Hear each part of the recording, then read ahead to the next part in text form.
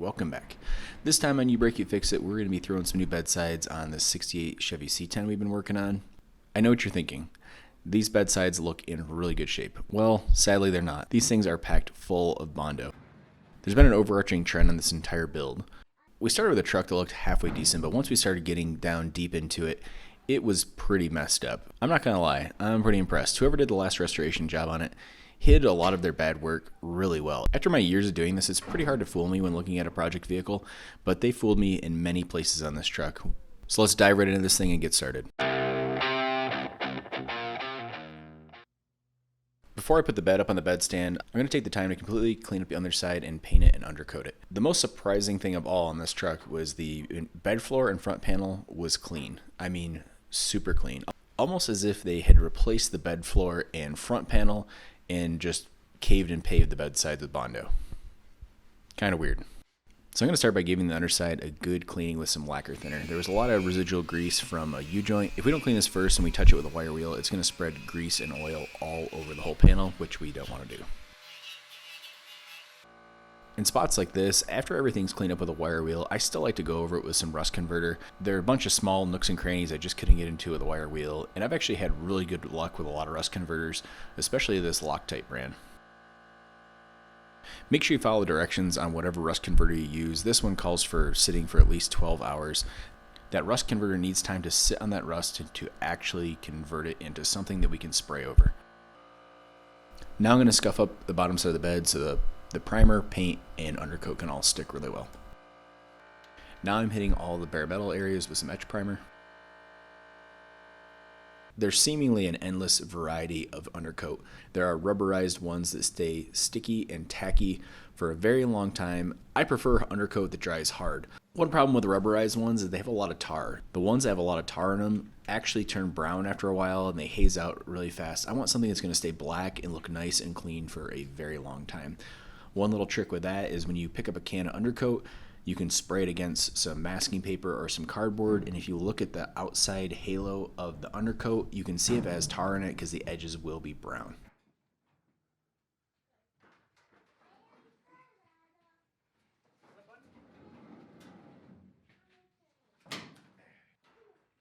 I've got one of my little fixers with me today, and he and I are going to muscle this bed up onto the bed cart.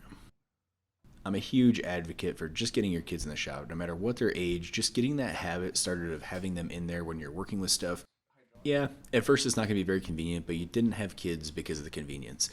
Having them around the shop and around the tools and stuff will make them much more comfortable the older they get, and the more comfortable they are, the more time they'll want to spend with you.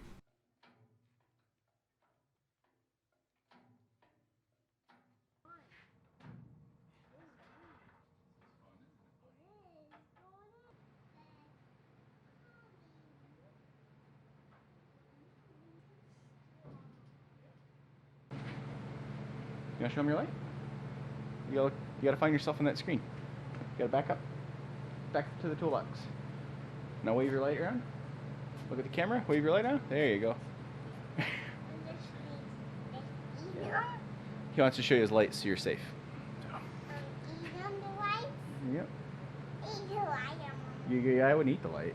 All right, now the bed is back on the bed cart. Thanks to some good help. Show him the light again. The light is this is back and. That's the back, and yeah, we're not gonna eat that. Metal shavings all over that. All right.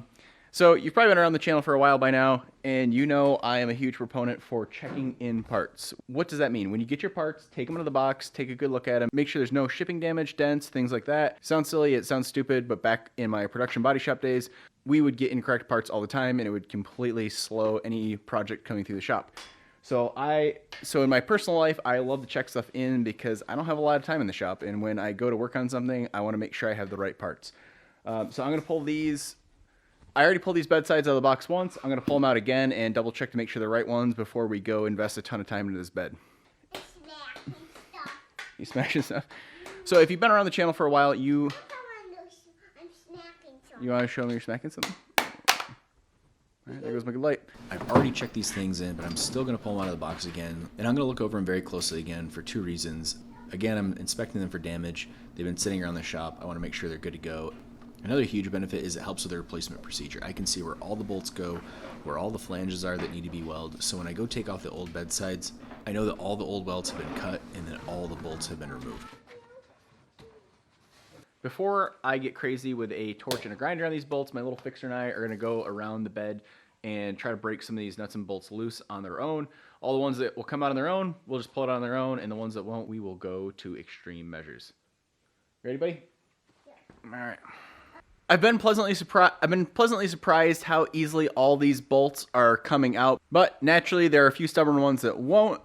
Unfortunately, on these bedsides, they put these, if you can see, this is the stake pocket for the rear of the truck. There are bolts that go into this C-channel piece that are way tucked up in there, and they are pretty corroded, and same with the bolts that go on this outside facing piece.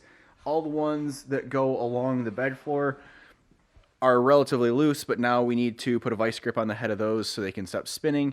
And there's also a few beads of weld along the stake pocket channel and on this tab here on the back of the truck, so we need to cut that with a cutoff wheel.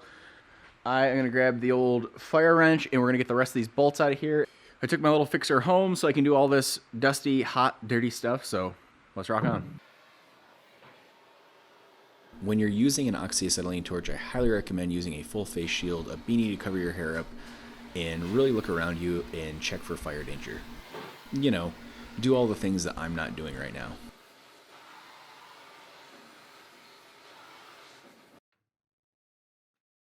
The majority of the bedsides are bolted, but they do weld a few key points, like this rear stake pocket area, just for extra strength.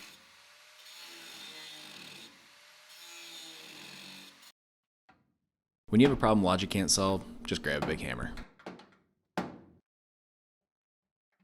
And if the big hammer can't fix it, an air hammer probably will.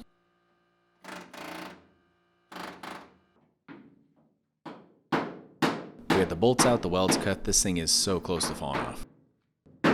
And a few more whacks and off she comes. Man, with all that Bondo in there, these things are at least twice as heavy as the new panels. I think we should take some time here and just admire my strength.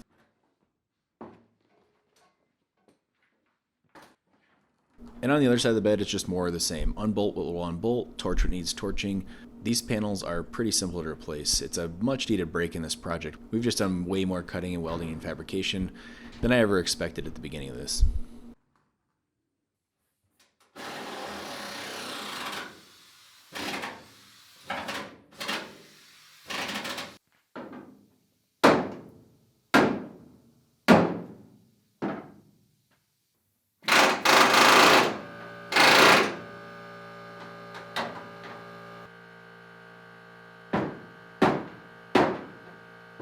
Here comes some more of that boast-worthy strength again. You don't really need a gym membership, you just need a project car.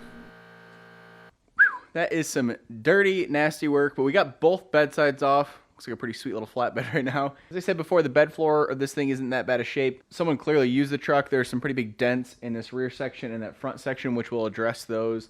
And on the front panel, this whole thing will get a bed liner in it. My buddy Mike that owns the truck, he likes to use this stuff, which I love that. And he plans on driving the crap out of this thing and throwing things in the back. And he doesn't want a shiny painted bed just to ruin it. Now that we have all of these edges exposed, you can see rust on there, but man, I can't say enough how well this metal has been cleaning up. I've just been blasting stuff with a wire wheel and then hitting it with a strip wheel over top of that, and it goes right back to nice clean metal again. And I believe this will do the exact same. We'll get all the edges cleaned up and ready to accept the new bedsides, but we've got to do a little bit of work to the bedsides before they go on.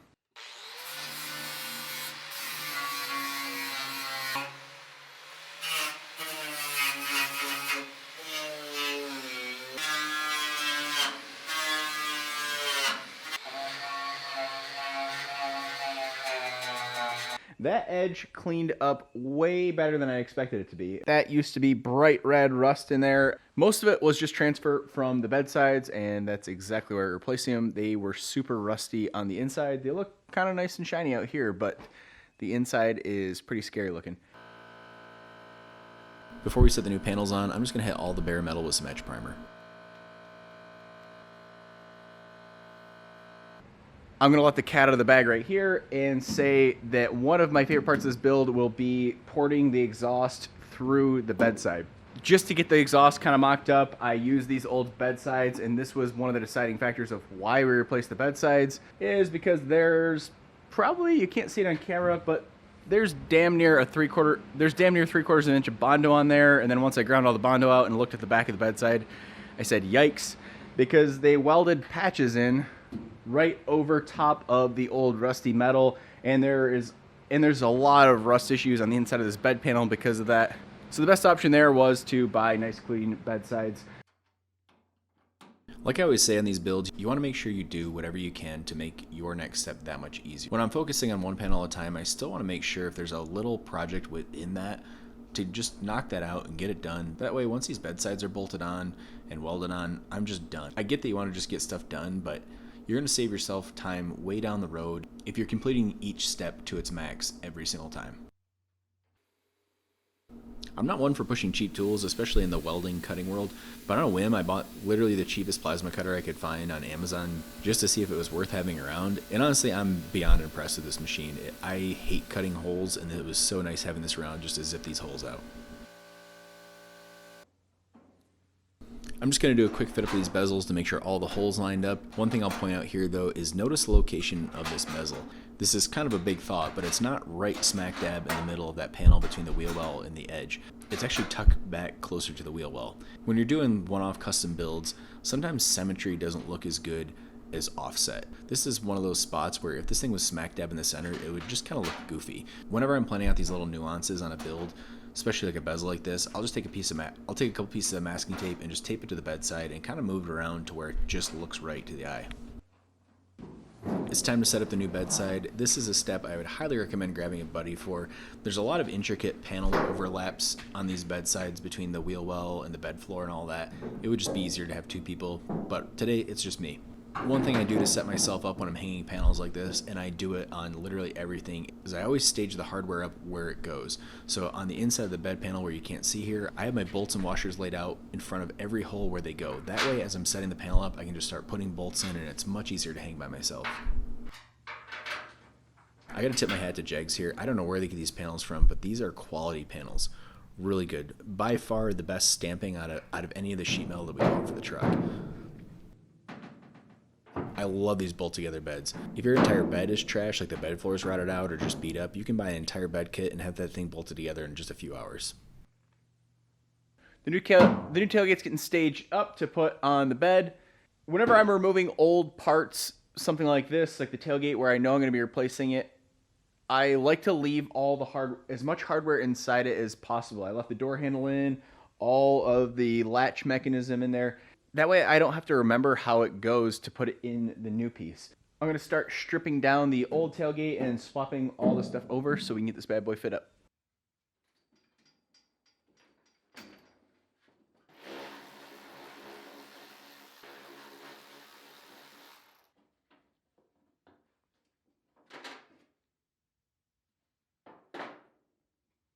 Again, huge fan of prepping all my hardware before I start hanging stuff. I'm laying out all the bolts and hardware I need right next to where they go. That way, as I'm setting the panel, I can just grab them, put them in, and go. This is these stupid tailgate hinges. Some trucks have a notch in these so you can slide part of the tailgate in and you don't have to remove the hinge. But on these, unfortunately, the hinge has to be bolted on with the tailgate, and it is a real pain to do. What I'm going to try to do for the first time ever, though, is lower my bumper stand here really low to the ground, hoping the tailgate can lay relatively flat and that will hold it up and we can bolt it in. I haven't tried that before. I don't know why. Usually I just fight it or have someone help me. But for the first time ever, I'm going to try to use my brain. Let's see if it works.